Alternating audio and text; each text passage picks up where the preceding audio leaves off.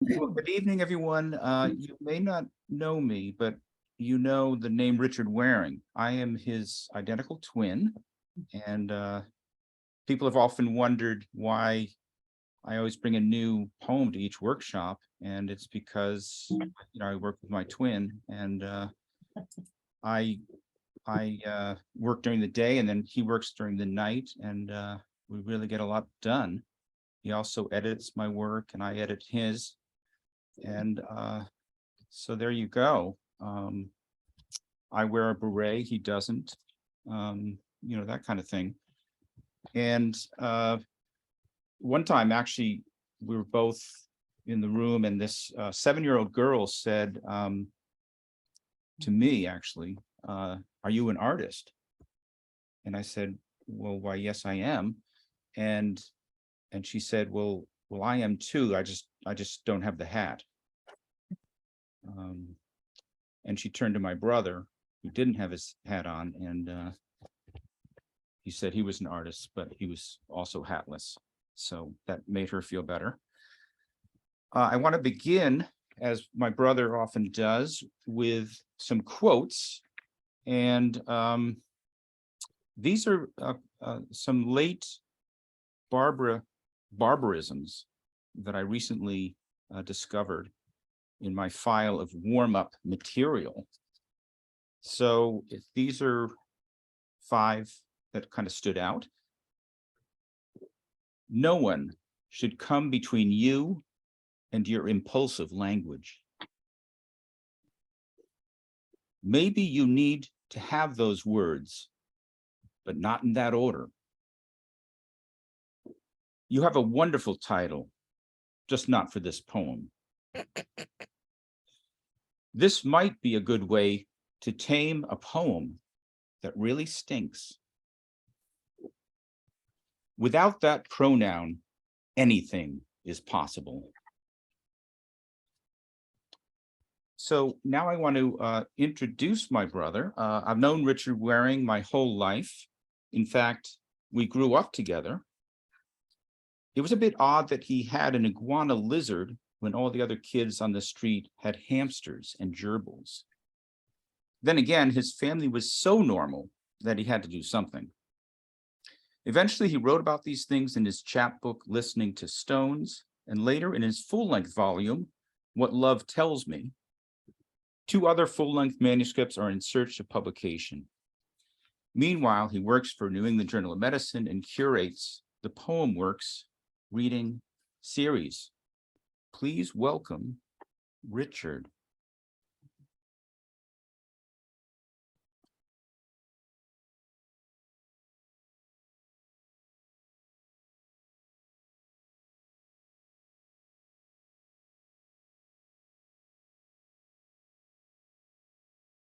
Thank you very much, bro. Really appreciate it. Glad you could step in. Yeah, I mean, we thought that we might do a book, Richard Waring and Richard Waring, but we decided, we would just, ghostwrite one another. So that's how it works. I'm going to begin with a few poems from my yet to be published book of poems about war and other conflicts. And this is a poem that incorporates the title of my manuscript, All That Remains. And I should, this is a special warning. I use some kenning in the poem. And kenning is like, if you want to refer to a dog, you could instead say face licker, or if you're referring to a baby, noise maker. So you just join 2 words together. Song. After the weather of weapons reduced us to bone houses, we slept the sleep of the sword. Snow is now our uniform. They flame farewelled us in smoke so thick it snuffed out the sun. Only the stones were not terrified. Oh, wail at the hawk's hunger until the blood seas run dry. you who struggle against war. Your song is all that remains. I went on a trip to France with Barbara Helfgott Hyatt, our beloved mentor and director of PoemWorks.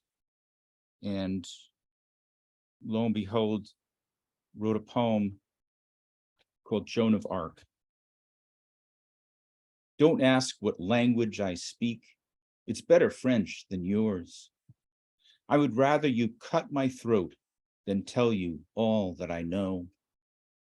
Executioner, you kneel at my velvet pyre, wanting my brocade solitude. Wind favors my heretic tongue. Dump me in the Seine, and even my cinders will hold more truth than you'll ever have.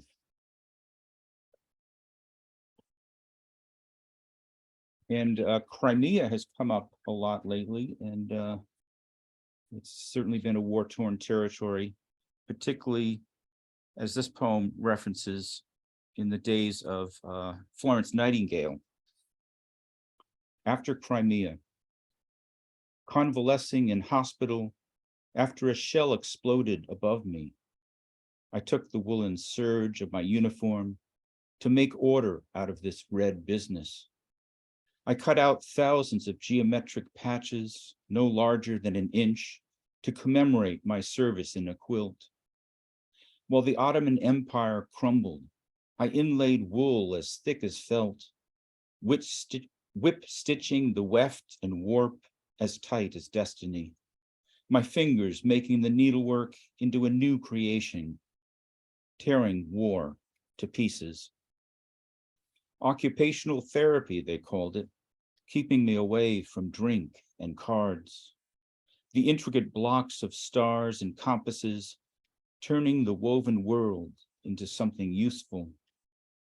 Nurse Nightingale praised my work, though I wasn't sure if she meant my recovery or my bed rug, until I heard Queen Victoria wanted it as a banner for Buckingham Palace. I took to sewing to make sense of all the loss in the black depths of the trenches, partnering with darkness to remember the others who sutured our wounds or cut bodies beyond repair, their rest beyond words.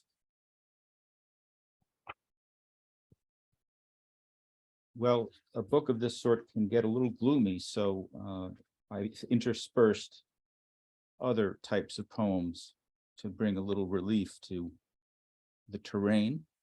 This is called Apple. An apple is perfect for a sedentary soul like mine. I'll need 100 tongues, 100 mouths to voice the canon. Northern spy, Roxbury russet, seek no further. Giants eat them to feel young. Goddesses compete for them. Dragons watch over them. I delay eating mine, too beautiful, brightened by the sun, varnished by the rain. Stowed in my pocket, a saunterer's apple for the road to the train. If it's to be my last meal, I want to bite into that red cheek, the snowy flesh of an apple. Chicory. That blue dandelion only thrives wild by the side of the road. It can make you invulnerable. If you don't believe me, ask my grandmother. She would add it to coffee to make it stretch during the war. It can open any locked door. To know where it grows is to claim proof of property. The bloom opens and closes with the day, speeds up or slows down time when walkers are nearby. Its tender hue is a many-petaled sky. After 7 years, it can turn itself into a bird.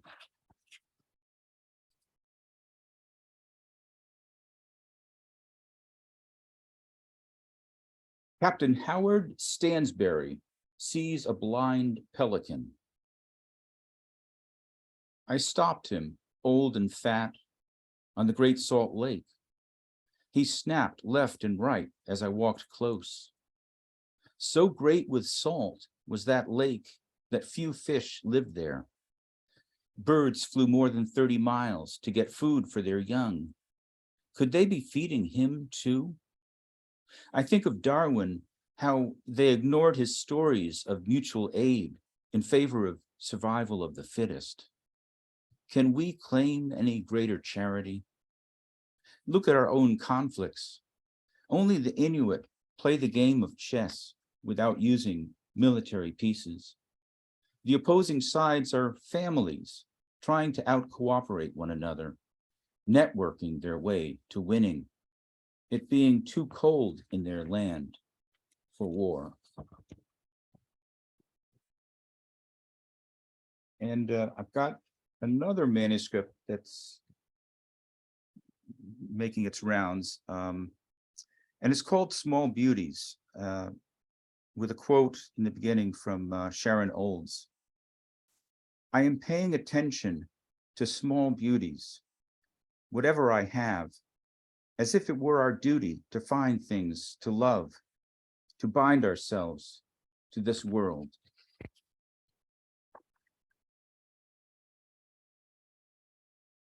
Well, I kind of hate to bring up this topic, but it's coming for us all. This is called Snow. And I wrote it when I was recovering from open heart surgery, and I could not shovel the snow.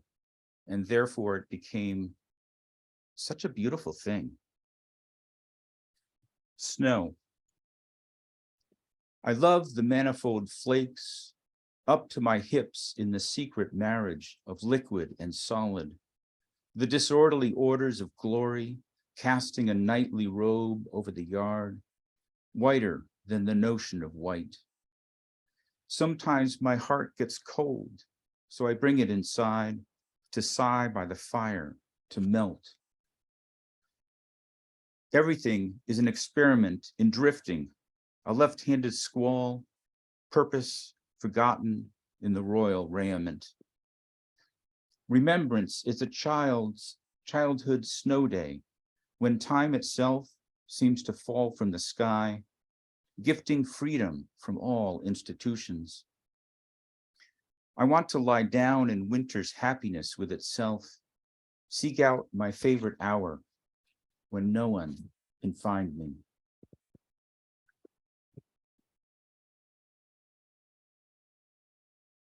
And I wrote this after a major surgery. Frankenstein. While recovering from donating a kidney to my brother, I watched Frankenstein on TV, fascinated by a creature more scarred than me. Why am I here, he asks. What can I do? I wonder too, how I am trying to breathe life back into my brother, in his world of pain. How I don't want him to be pieced together from a cadaver, but rather flesh of my own flesh. How something the size of a fist makes marrow, the blood creating life from the catechism of grafts and stitches. A man rebirthing a man, my body conquering death.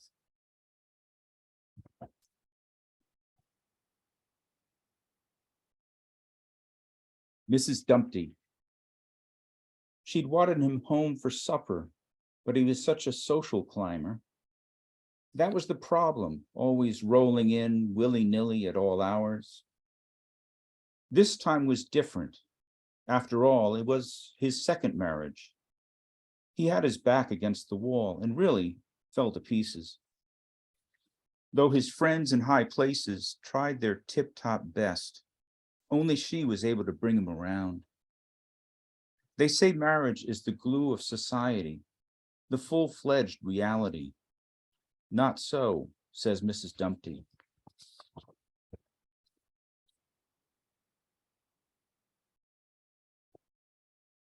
And for anyone suffering enormous pain from relationships, I've got a couple of poems that you might relate to. This is called Depth Charge. You answered my fire willingly, your mouth a warm vowel. You touched an emptiness in me, poured Neruda into my ear at night that turned to poison, even as we went where there was no language, only mountains rising up. The pet names we whispered, my Rudbeckia, little proboscis, crawled to shallow graves. You told me I was wedded to poetry, my only spouse. I hoped you would utter the one word that could protect me from grief, that would keep me safe from anger. My letters went unanswered, our future lost. The more I lament, the greater the depth charge, leaving everything devastated, like me.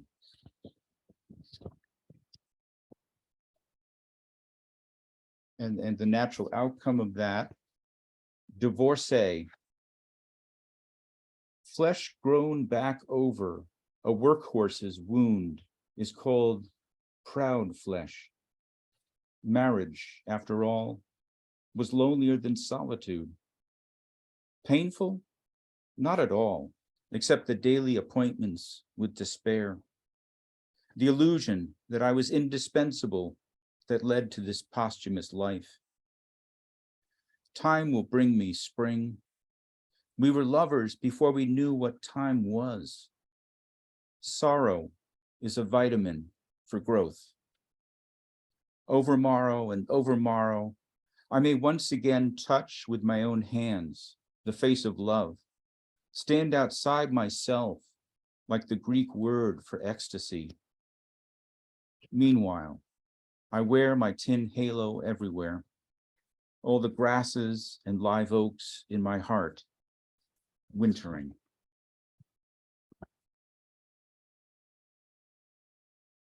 And here I use a little bit of Latin, salve mea, save me. After she said she didn't want him anymore, their dog came to where he wept, presented herself for love, licked dry his cheeks.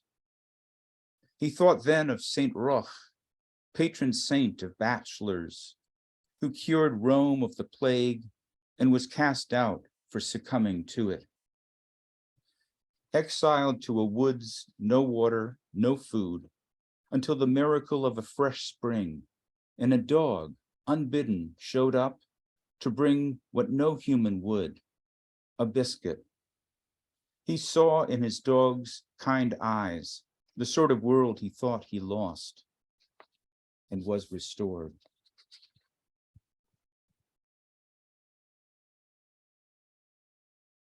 And here's where my medical background comes in, working for the New England Journal of Medicine.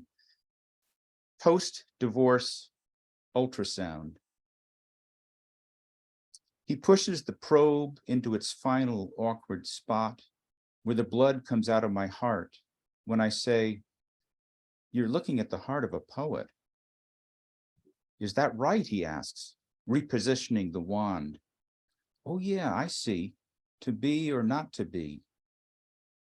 As long as we're getting personal, I say, "It's not just a pump in there. It's been through a lot lately." He tilts his head, gives me a knowing look, says, "I can see that," like he knows I'll come through just fine.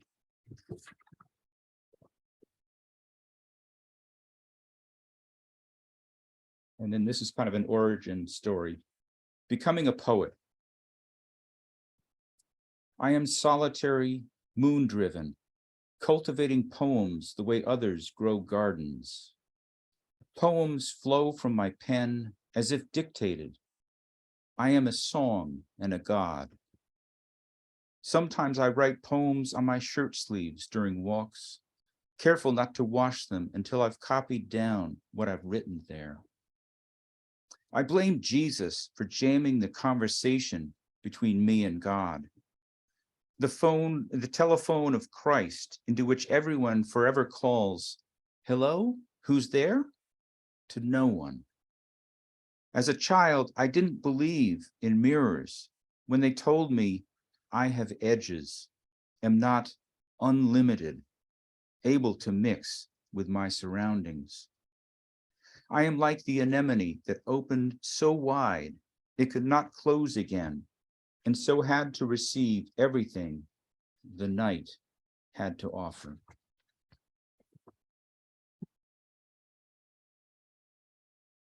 And here's a poem about my hero.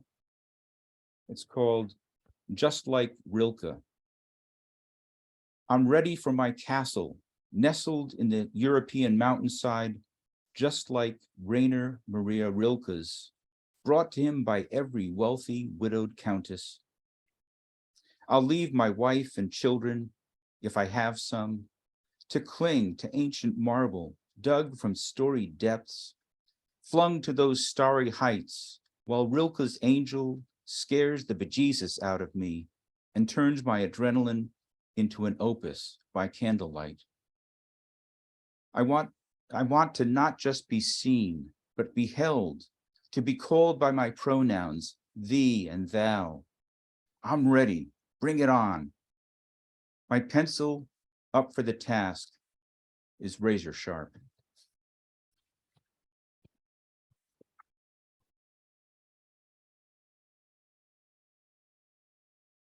A poet's license.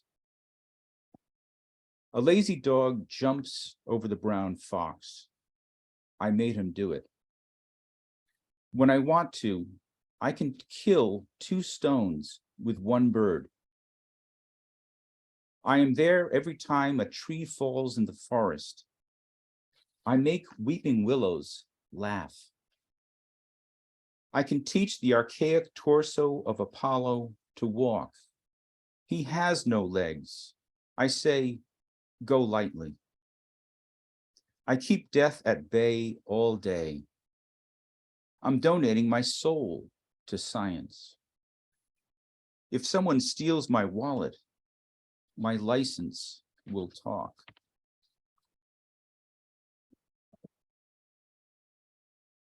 And my ultimate poem, the title poem, Small Beauties. The pebble David picks from his shepherd field to bring down Goliath. The adulterer's stone, the one not thrown. Boulder rolled from the tomb when the women come with spices and oil and are answered by those in clothes that gleamed like lightning. My kidney, the staghorn stone of sharpest discomfort. Weighing down Virginia Woolf's overcoat pockets as she walks into the river Ouse. Soup in the generosity that follows. When I lose my way, cairns. Childhood collection I can't put at the curb because no one would love them as much as I do. Silent companions known my whole life that will rest atop my grave. Thank you.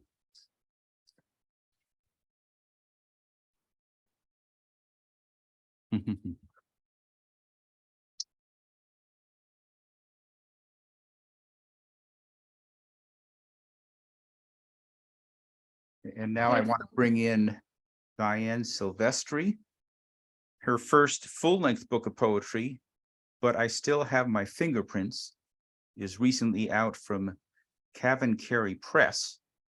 A graduate of Butler University and Indiana University of Medicine, she practiced and taught as an associate professor of dermatology at UMass Chan Medical School until acute myeloid leukemia forced her retirement. She has studied poetry in Tupelo, Coleraine, and PoemWorks workshops, as well as in classes with Tom Daly, Eric Hyatt, and others. She authored the chapbook Necessary Sentiments. Her poems have also appeared in JAMA, Barrow Street Journal, the Main Street Rag, Naugatuck River Review, The Healing Muse, JAMA Oncology, Evening Street Review, American Journal of Nursing, and elsewhere. A past Pushcart Prize nominee, she co-founded the Morse Poetry Group in Natick, where she resides with her husband. Please welcome Dianne. I will unmute now. I'm fine. Yes. You hear me? Yes, you are Okay. good. Thank you. Whoops. And thank you, Richard. Are you okay there? Yes. Okay. There you go. Thanks, Richard, for you always expand my mind with your images, your words, your perceptions of things. And you've also set the scene here with some stunning medical poems. As most of you know, I wrote a lot of poems as I tried to adjust to a life turned upside down by getting too sick to continue practicing and teaching medicine. Those poems ultimately became a book, and in the throes of COVID, when I least expected any of this to happen. And so I've been really thrilled to work with Cavan Carey Press. And if you don't have a copy of my book and decide you want one after this night, I can put into the chat a Christmas sale price, actually, which I just received in the mail today. At the beginning of, but I still have my fingerprints, is the beginning of my illness. The first poem I'm going to read to you is entitled Cosmic Questions. I learned of a man in a Bosnian town who, rather than rant and curse, purchased steel plates for his roof after scientists verified the 6th meteor strike in 3 years. Experts cannot explain this homing of galactic trash to a tiny terrestrial target, nor do they understand why one of my white blood cells turned killer. One of the first chemotherapies I had was the famous bright red Dawnarubicin, which is the title of the next poem. You save lives, you take them. Your methods I memorized from the thick blue textbook, the cruelty still vivid. You're Dr. Jekyll and Mr. Hyde, but I have no choice. My tears cannot bargain. I clutch my son's hand, beg God for mercy as the nurse clocks her push on the big-barreled plunger to send your scourge tunneling to my core, to assassinate all proliferating cells. Oh, crimson savage, leave me alive. And as I've said, my life was turned upside down. One day I was seeing patients, and a day and a half later I was admitted, doctor as patient. In medical school, we all imagined catching infirmities as we learned them. Addison's, myxedema, every headache, a brain tumor. I'm now awkwardly beached, my white coat surrendered, modesty breached by the gaping leak of the extra large blue gown, as students file in. I agreed to be their mannequin. Let them interview me, smile and survey, palpate, percuss and auscultate me, because I recall my young stethoscope on early test runs. Now ripped from my role as teaching physician, I body double as teaching case, naked in a snow globe. Many of you, and especially Richard, I know, have had the following experience. Had to write about the night phlebotomist. The corridors seethe with nocturnal predators, their voices low. My door latch coughs. A figure hisses, I've come to draw blood. Wrenches my arm like a lamb shank, rasps it with alcohol, plunges her spike pops one color-coded rubber stoppered vial after another into the sheath, unplugs each loaded one to add to the crimson log pile waiting my thigh, steals more, it seems, than ought to be ample from this provisional liquor of my life.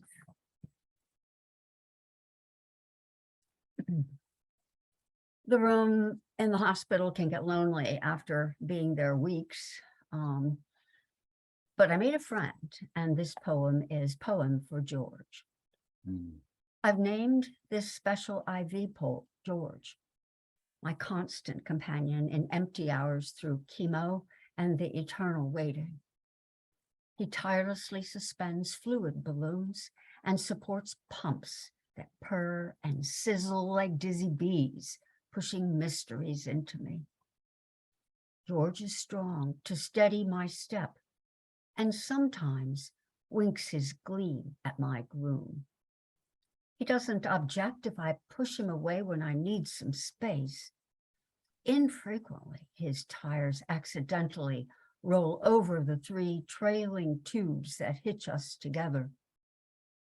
He tries to fit his 6-wheeled stance beside the toilet in my narrow bathroom. He's become a friend, even if twice he nipped my ankle. But I understand.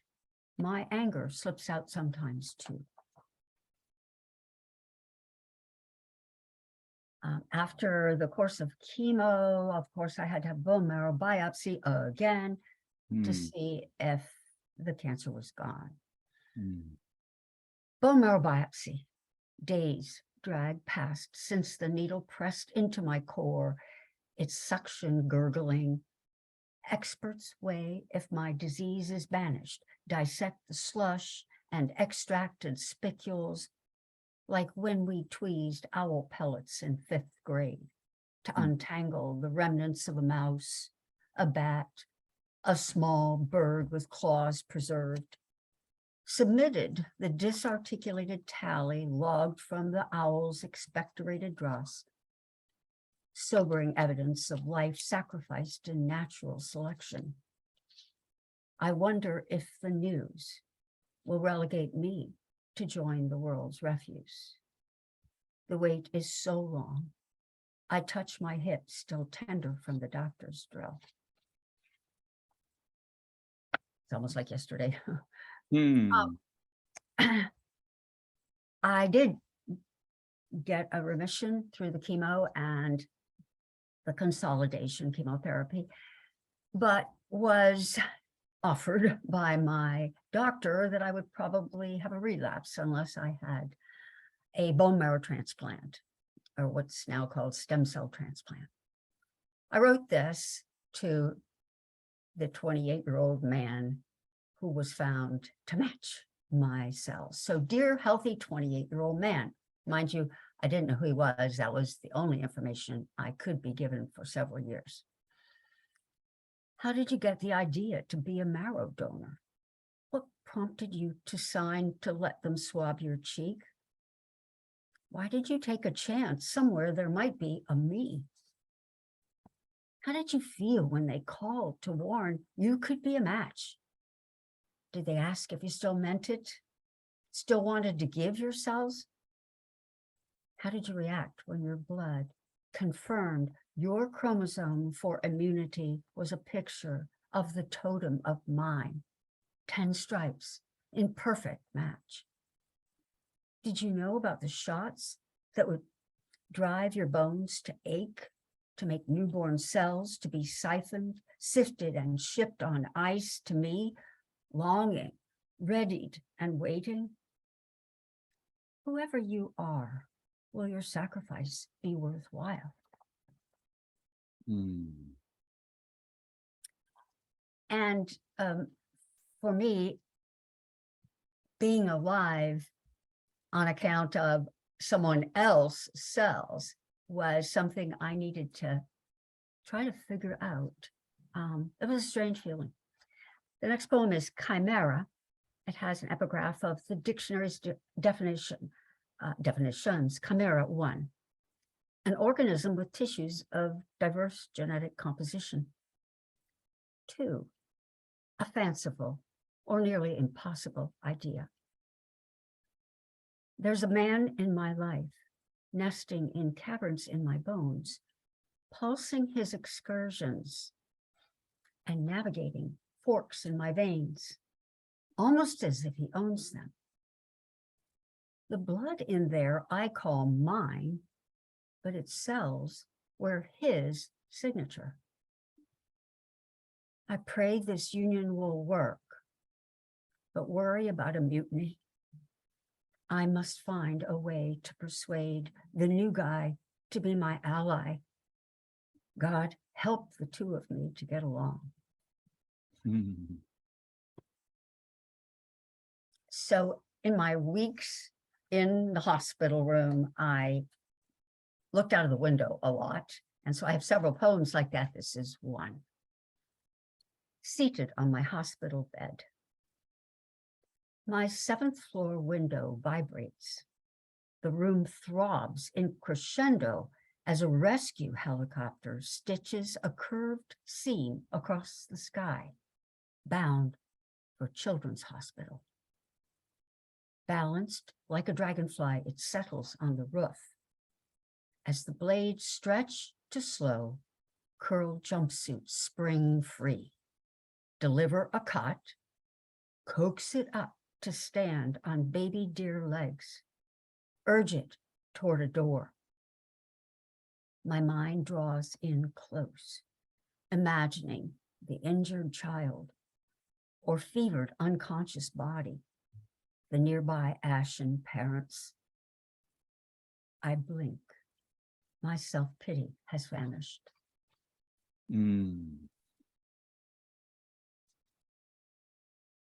So life does become, where did that light come from? That life becomes a battle of graft versus host for several months, typically, or years after having a stem cell transplant. And that battle is called graft versus host, commonly, which means that the engrafted visitor cells that are trying to make a home there recognize the host, me, as foreign and begin to do damage. Graft versus host. I am now an implosion, my invited tenant disruptive.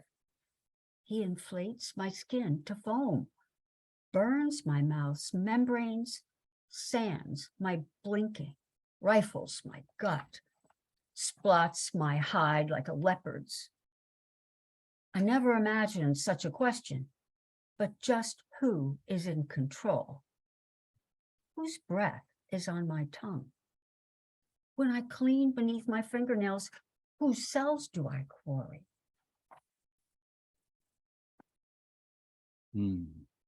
And this is one of the poems that I wrote to my husband during this time. Advanced directive. If I don't come home from the light blue walls of this place, it's not that I want to abandon you to do everything alone. But don't forget to replace my voice with yours at home on the answering machine. Please take the gourmet cooking class you always said you wanted. And if you resume dance lessons, pretend it is I waltzing with you.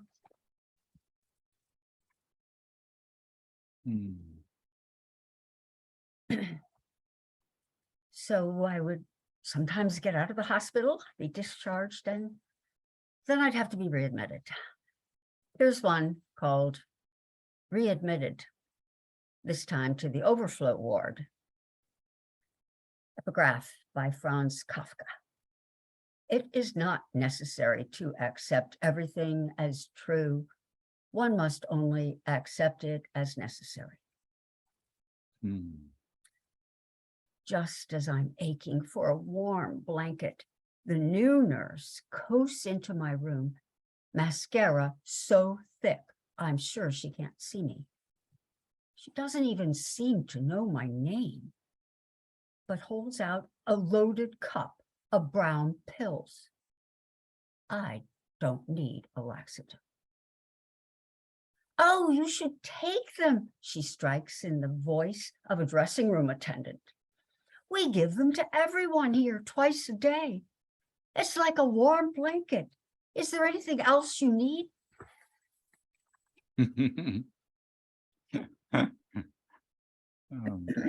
A lot of you've had, excuse me, this experience.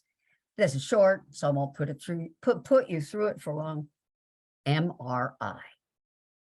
I think I should dedicate this to one of you out there. Dejeweled I lie, still, eyes closed as the slab slides. I remember Venice before all this. I'm reclining again against my husband in this narrow gondola, squeezing his hand as we skim forward beneath the low arched bridge.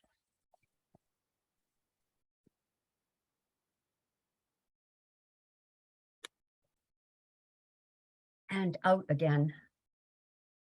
I guess sometimes I got an attitude. This poem is called A Club for Those of Us Who Almost Died. Come, let's gather to commiserate our losses, our jobs, our beauty, our freedom to act spontaneously, to travel without risks. We'll understand each other as we lament stunted energy and sex that, well, isn't. All the while, we'll agree that those outside our club only marvel we still exist and conclude it's bliss to be alive, or at least to look like it. Readjustment to living continues not as we imagined. We mostly wish no change would ever have been required.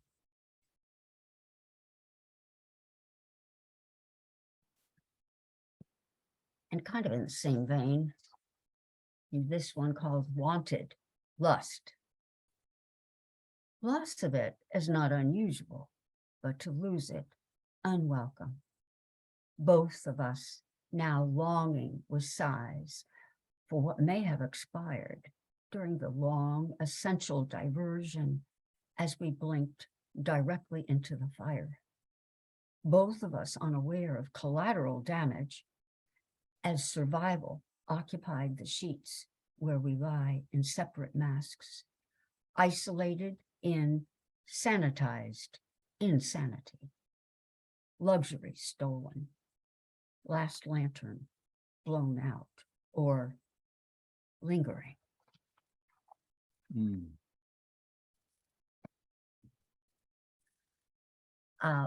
When I finally was able to come home, I had the real treat at one point of going to Montreal with my husband to attend a meeting of his.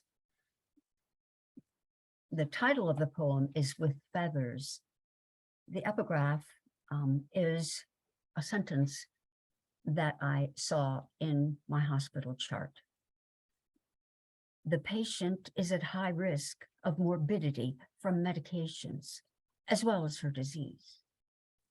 In Montreal with my husband, I stroll Rue Saint-Catherine, startled as a sidewalk sweeper flopping his hinged dustpan hops the curb, while the still body of a white pigeon lies beak against the store's wall.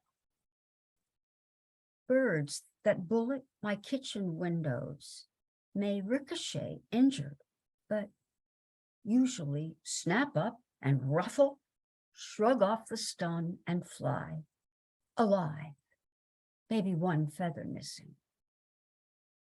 I trouble over the on-duty doctor's words in his note about me. Morbidity sounds like mortality. That crimson M drags my neck when I'm trying so hard to fly.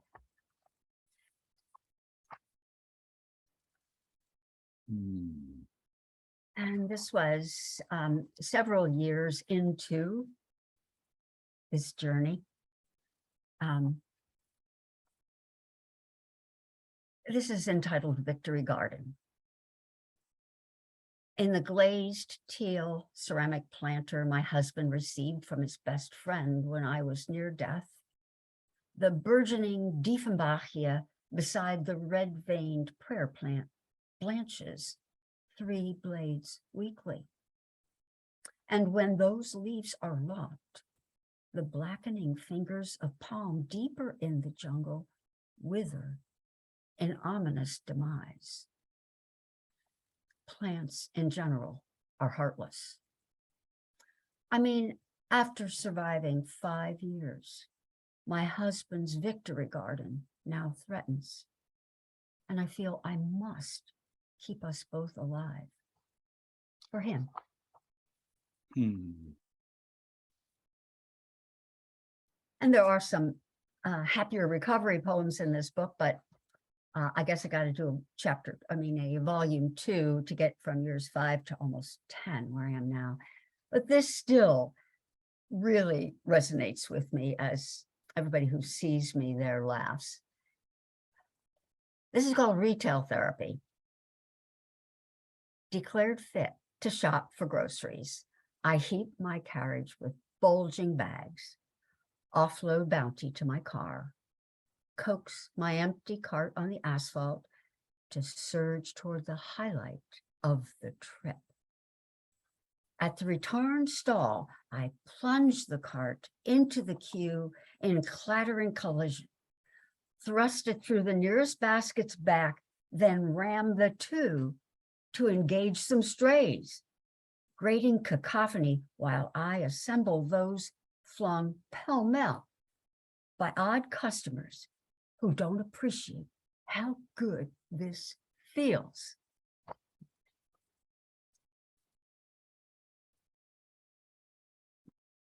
Ever is at the grocery store without thinking of me. She said, all right, this is the final poem I plan to read tonight. A lot of life had metaphors that I could find related to things happening as I was refinding what was left of me and what I could do, like write poetry maybe. This is called Rose Quartz Geode I Found in the Woods. It might crack open, grab, if I smacked it hard against a boulder. Might split to disclose a fist-sized cave of sparkling crystals. Flashing beauty I only later learned was wrought by sore time and moisture seeping to mingle minerals in hidden space, to squash a stack of what siphoned through cracks, and compact a scintillating marvel in a prolonged pinching fusion of creation, like the ultimate reward of torment and waiting.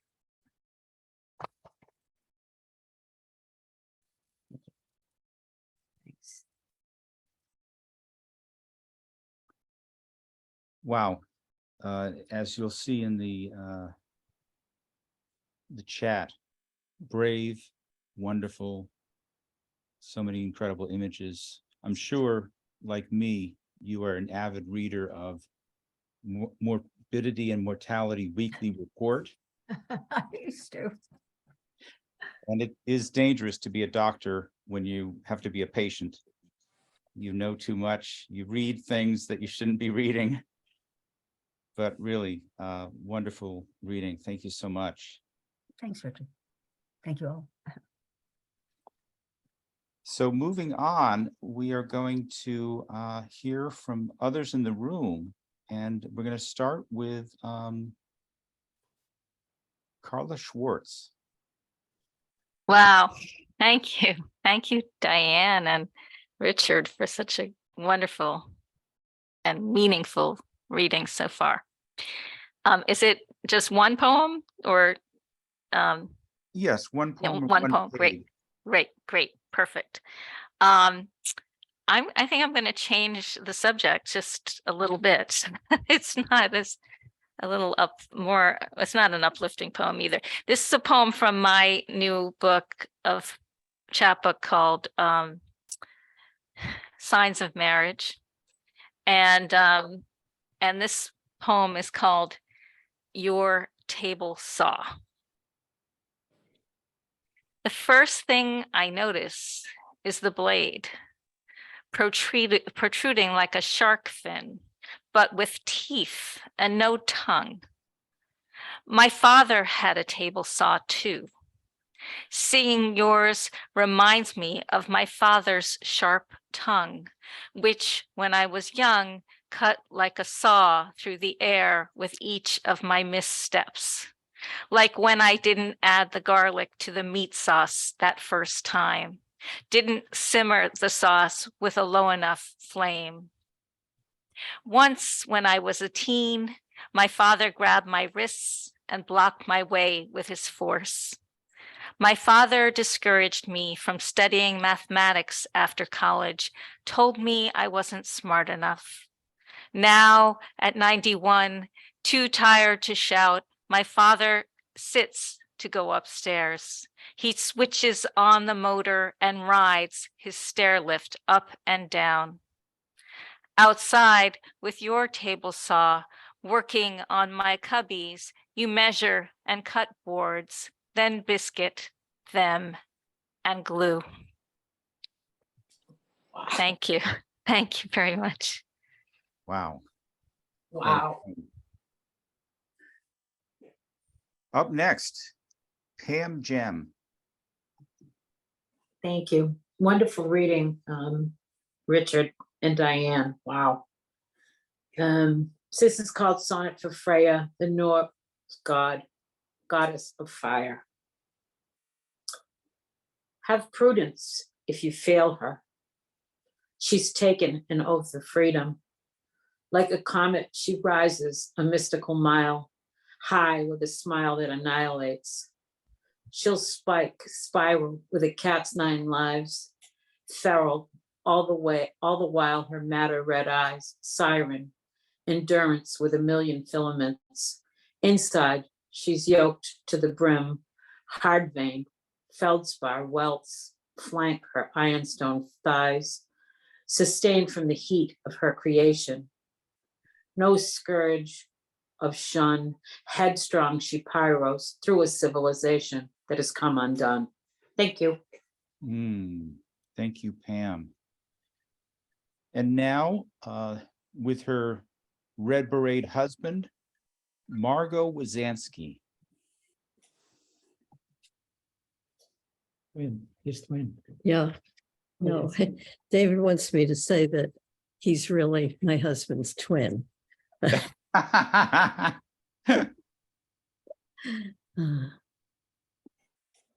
Okay. So you can all hear me, right?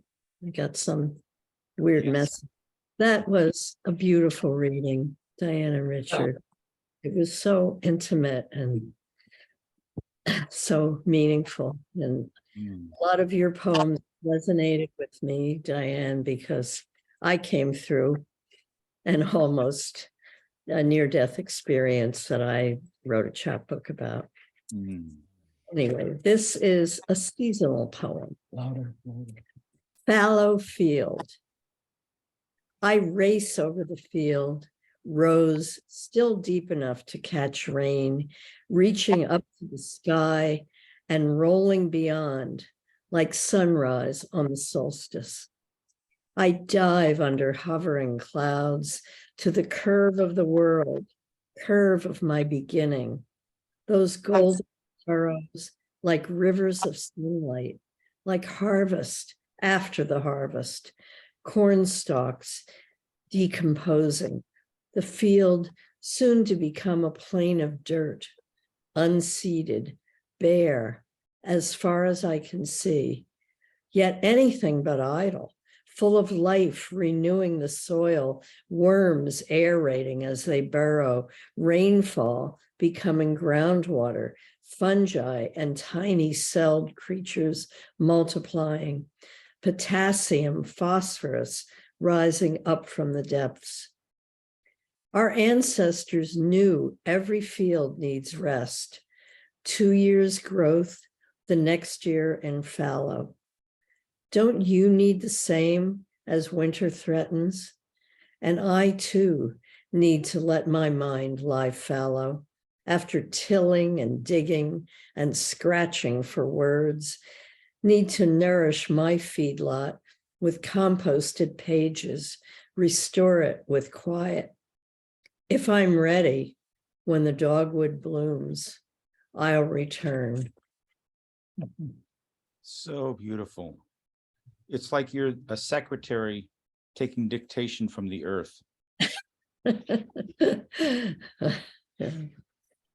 Up next, we've got Kathy Whitham. Unmute. Okay. Hold on. I had it organized, but you know how that goes. Okay.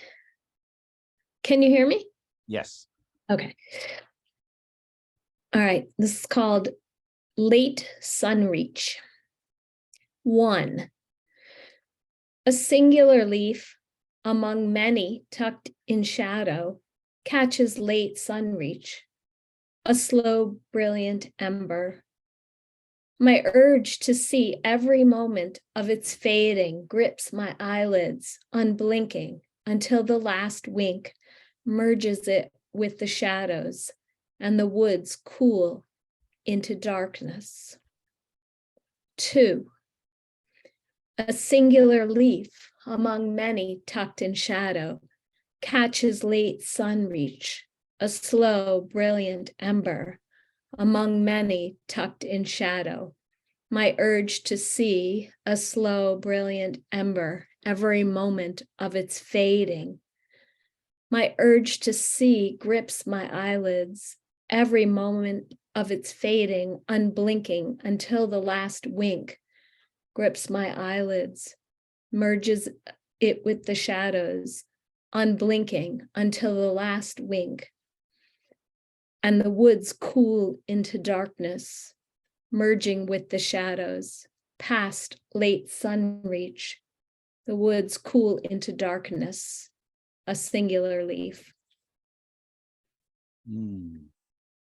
Thank you so much. I love Sunreach.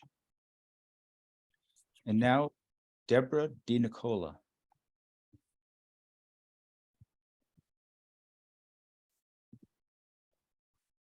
Yes, this was a really beautiful reading. I'm awed by the poems. I'm going to read a poem about, it's just called Your Name.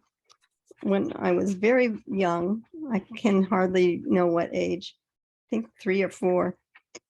I remember being in my room and someone called my name, and I went in to find my mother, and she said that didn't happen. And then sometime in the mid 80s, it happened again. And I decided to write a poem called Your Name. Someone, something whispers your name, or it's only the fan there on your desk and the noise of moving air that propels it across the ceiling, skimming an open window. It's your name in invisible ink splayed on the balls. Why then do you think it's an echo or ghost saying something important when it's only your name, the patient syllables blown through the room, the shimmying space, as if your name had a hand you could hold, as if a phantom lover stood in the ozone beside the bed, or an angel with huge burning wings, long locks, strands of gold singeing his shoulders, when it's only the fan that responds to your yanking the cord, blades winged into silence, falling dead in the air, filling the room with the contours of quiet, the round pronouncement of vowels, wilted letters like underwear tossed on the chair. Thank you. Very atmospheric. Up next, Carrie Loftman.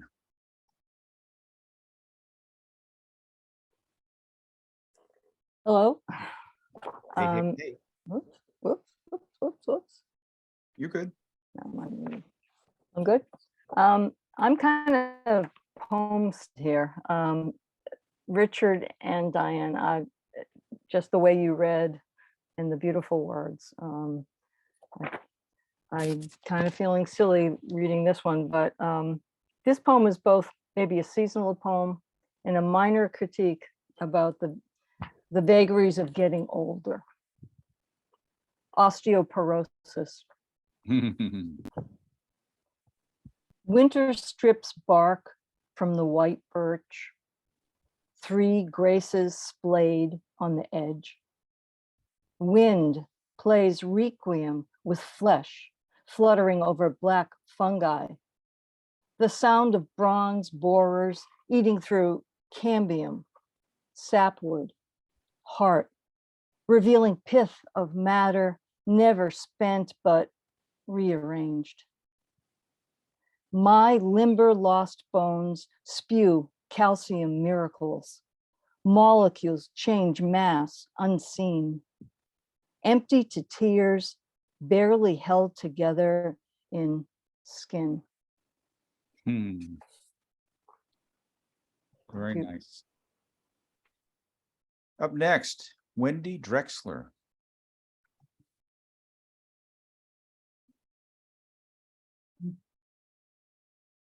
Hi, everyone.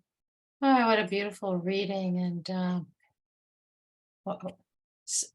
the journeys you've both gone through, Diane and Richard, really is so empathic. Your poems really resonated for me. So I just changed what I was going to bring tonight. This feels more in keeping with both of your poems. This is called Field of Rocking Horses. And it's from a site called Ponyhenge in Lincoln, Massachusetts. I don't know if some of you have been there. It's quite magical. Field of Rocking Horses. They are never weary, the ponies, prancing their frozen spiral in a field of grass, forelegs tucked beneath them, hooves and heads held high, their molded plastic manes never stained by rain, their nostrils flaring. No one knows who brought them here. The sawhorse, whose boxy body is painted with blue stars, the black stallion rearing on hind legs, the pink plush-tailed filly, riderless, bridled, and brindled, tooled plastic saddles set on sturdy metal stands or wooden rockers. Their children who loved them loosened from their withers. This is not their story. I'm not sad today. It's October, crisp, clear, the maples still splendid, saturated in yellow coloratura. And because the horses circle in place, none will tire, because this meadow has claimed them, because sunlight dapples their shoulders, because wind and rain have come and gone and will come again, because they have known the press of thighs and have been loved as I have been loved, because they are fresh for the morning and for all afternoon among the bobolinks that call out to each other and the tree swallows swooping in and out of their nest boxes and the burst cattails that curry the sway of their backs, because their work is no longer bearing and carrying. They have been let out at the mouth of years, the bay, the corduroy palomino, the sorrel, the dappled, the dun. And because they have weathered, they are of the house of weather and all of the homes that I have weathered, and we are not yet rust. Love that. Thank you. Well, Wendy did admonish me for not using the word penultimate. And ironically, Wendy is our penultimate reader tonight. Glad I gave you a chance to use it. Last but not least, here we have Jonathan Abel. And unmute myself, yes. And I'm the ultimate of the ultimate. Diane's poems capture a lot of the experiences I've had in the last couple of years, which I'm still trying to get down on paper. I'm not going to try to match Diane for her remarkable poems, but I do have a poem. I picked this out like right at the beginning of the reading. And then Richard, you read your last poem and I thought, wow, that's like a conversation with this. It's called Box of Holding. Hmm. Ocean tumbled, misted quartz, micaceous granite glitters, collect several and many rocks, shells, shepherded treasures, false angel wing, blue mussel, dogwinkle, each wrapped in tissue, collected in an ancient shoebox, set in the back of childhood's closet. After visits to the cancer center, finger the cool constellation of texture, of shell, of stone, set aside, my own, to hold. Wonderful.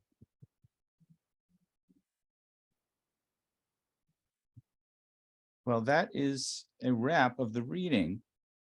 And hello, David, my fellow Beret countryman. So please unmute yourselves if you'd like to say something to any of our readers tonight. It's really been a very moving experience. And my double is here as well to answer any questions about the ones that he wrote.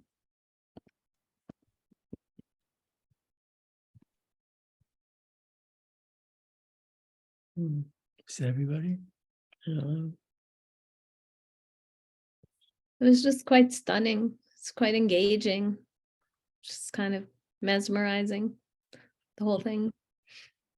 It's a really interesting pairing, Richard, of you. I mean, I've heard Dianne at her book release, but I think, you know, the matching of your medical experiences, you know, have an interesting conversation going on. Mm-hmm, mm-hmm. Yeah, I agree. I had an MRI recently as well, and the result was that my head is totally normal, which I almost took as an insult. But then I realized that was a good thing. See if you get more picture, Mark.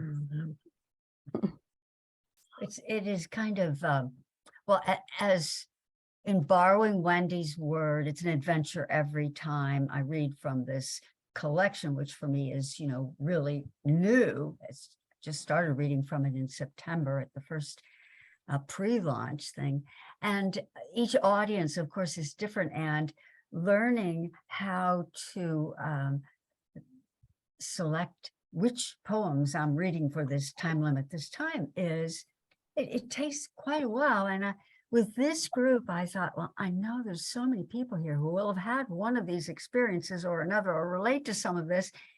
I don't know if that's a good thing. Should I get out all new ones that I think will be different or whatever? But anyway, your comments are great. When I hear that a poem resonates with somebody, I mean, that's sort of like, well, yeah, that's why I did it, you know, because I did it for those people who are going through this and need somebody, you know, like that. So thanks for when you commented like that. And yeah, it makes it so great to read to you. So There was just a piece on NPR today about how people tackle grief and trauma.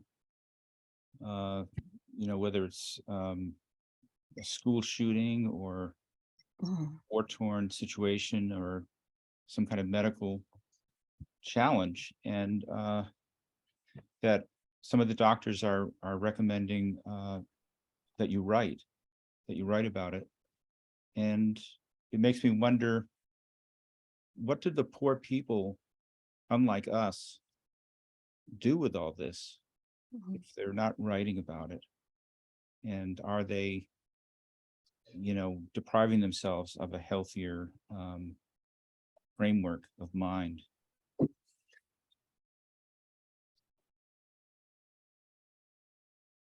Richard, it amazes me how you cover such a breadth of subjects including diving into just the deepest emotional forests or fields or something of a variety of experiences. And it just boggles my mind that you can do that with so many different experiences that you've been through. Heavy stuff. Well, thank you. With the book of war poems, it began with knowing that some of my relatives have been in war. My grandfather in World War I and World War II. My uncle, who wrote letters home that were collected and typed up by my mother when she was 16 in high school. And then you begin to branch out and unflower into what their time period was like, and you start to look around and see other historical moments. And just through the inquiry of curiosity, it just expands out into, just like with medicine, it's an ever expanding universe of interesting tidbits and stuff.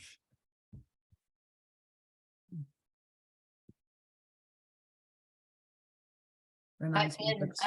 I wanted to respond, Richard, to what you said about writing through these experiences and what a gift it is, and read a quote. This is from Ellen Bass's Craft Talk, and she had one session called Transforming Trauma into Art. And so this is a quote she shared from Dennis Donahue.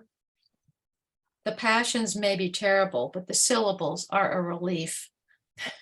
Mhm.